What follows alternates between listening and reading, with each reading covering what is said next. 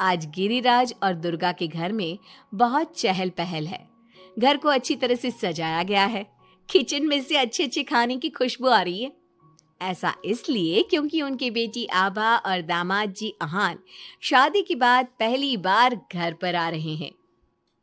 हिमांशी, बहू जल्दी से सारा काम कर लो। आभा और दामाद जी आने ही वाले हैं।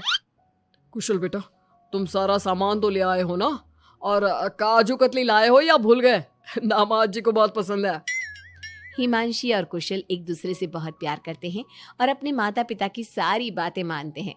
लेकिन जब से कुशल की बहन आभा की शादी हुई है, मानो उसके माता पिता के लिए उनका दामाद ही सब कुछ है।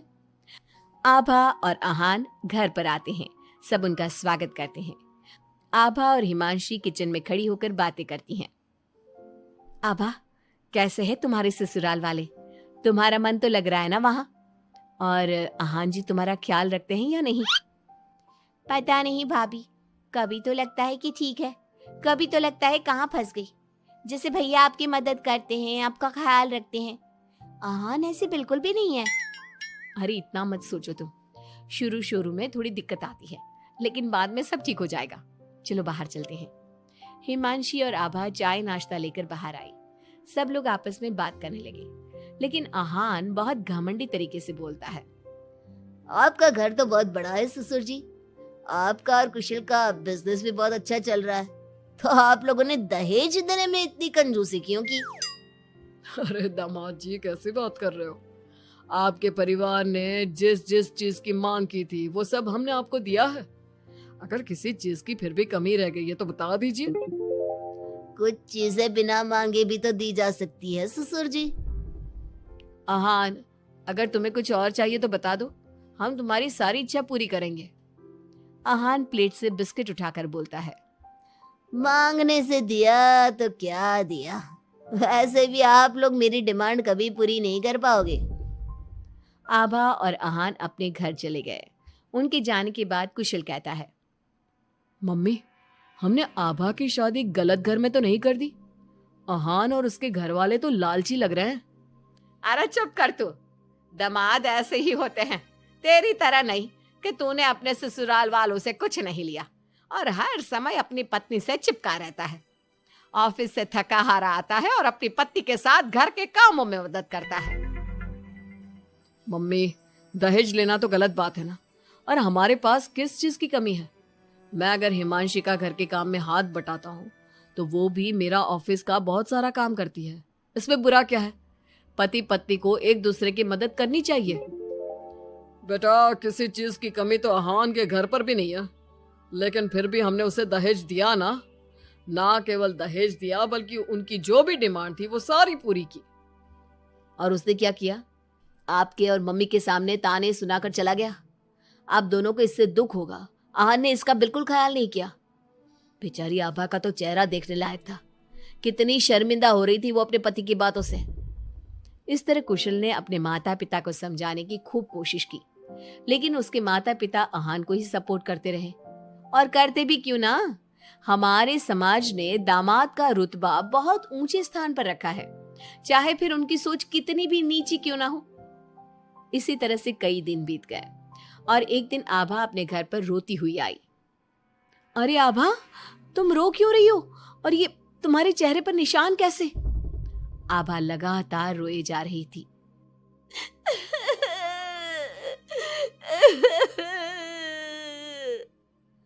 अरे बता मेरी बच्ची, क्या हुआ है तुझे? मत रो इस तरह, मेरा तो दिल बैठा जा रहा है। क्या हुआ है बेटा? हिमांशी और दुर्गा के बार बार पूछने पर आभा ने बताया। मम्मी, मुझे अहान ने बहुत मारा है। क्या? दामाद जी ने तुझ पर हाथ उठाया? लेकिन क्यों? वो रोज शराब पी कर आते हैं और मुझे मारते हैं, लेकिन आज तो उन्होंने हद ही कर दी। क्या अहान जी शराब पीते? ये बात तो उनके घर वालों ने बताई नहीं थी। अरे कौन अपने बच्चों की कमियां बताता है? आने दे तेरे पापा को, वही बात करेंगे अहान और उसके घर वालों से। शाम को जब गिरिराज और कुशल घर पर आए तो उन्हें आभा का चेहरा देखकर बहुत गुस्सा आया, लेकिन वो करते भी क्या? आखिर अहान घर का दामाद है। पर आभा के चेहरे पर चोट के निशान देखकर कुशल से चुप नहीं रहा गया। कुशल ने फोन करके आहान से बात की। आहान, तुम्हारी हिम्मत कैसे हुई मेरी बहन पर हाथ उठाने की? तुम्हारी बहन घर में किसी की बात नहीं सुनती, जो उसके मन में आता है वही करती है। अब तुम ही बताओ मैं कैसे चुप बैठ सकता हूँ। अगर वो किसी की बात नहीं सुनेगी तो तुम उस पर हाथ उठाओगे? मैं तुम्हारी तरह नहीं कि अपनी पत्नी के पीछे पीछे घूमता रहूं। अगर तुम्हारी बहन जरा भी टेढ़ी चली ना तो मैं उसे इसी तरह से मारूंगा। ये बोलकर आहान ने फोन काट दिया। ये सुनकर कुशल को बहुत गुस्सा आया। कुशल ने कहा, अब आभा अपने ससुराल नहीं जाएगी। आपने उसकी शादी गलत इंसान से कर दी। वो आदमी आभा के लायक ही नहीं है। अरे पागल हो गया है क्या? अपनी शादीशुदा बहन को घर पर बिठाएगा? लोग क्या कहेंगे? मम्मी, आपको अपनी बेटी की चिंता है या लोगों की? आहान हमारा दामाद है और घर में छोटे मोटे झगड़े तो होते ही रहते हैं। हमें इन बातों पर ध्यान नहीं देना चाहिए। हम आहान के माता पिता से बात करेंगे।